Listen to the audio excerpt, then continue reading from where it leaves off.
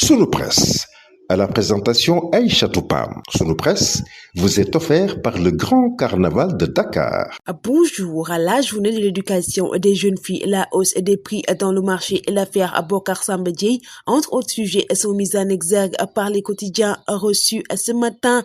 La première dame s'engage, titre le journal Sud Quotidien. Revenons sur l'éducation inclusive des jeunes filles.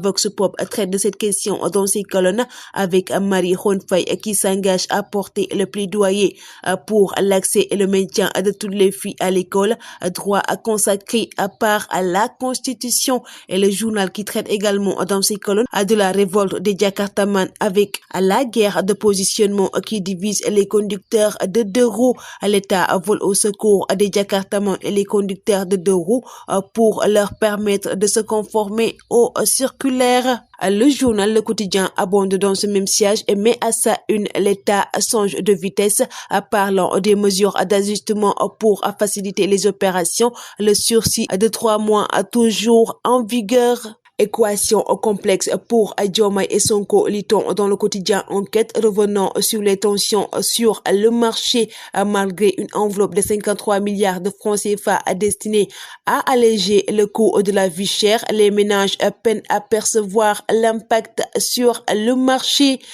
Face aux tensions, les grossistes contournent les lois, alimentant un commerce parallèle lucratif.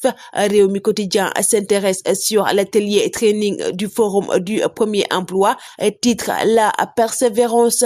Plus de milliers de jeunes diplômés ont répondu à l'invitation du MEDES. Le journal revient sur la recette du MEDES pour faire face au chômage des jeunes. Le journal Walf Quotidien revient sur le déclin de la formation politique de Macky et titre APR une mort programmée. La non-structuration et la présidentielle ont eu raison du parti. Le journal Les Échos traite dans ses colonnes de la gestion des fonds et du legs du comité d'organisation des IOJ 2026 et titre Diomaye écoute Barth à Sonko chargé de veiller sur Diania. Le premier ministre va désormais assurer la supervision permanente de toutes les activités, projets et financements.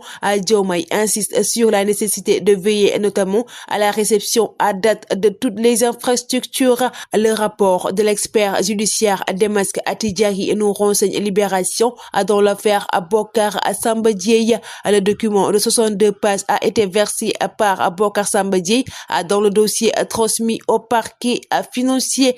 Selon l'expert désigné par la Cour d'appel de Dakar, la CBAO n'a pas été en mesure de communiquer la convention de compte courant qui la relierait à l'opérateur économique.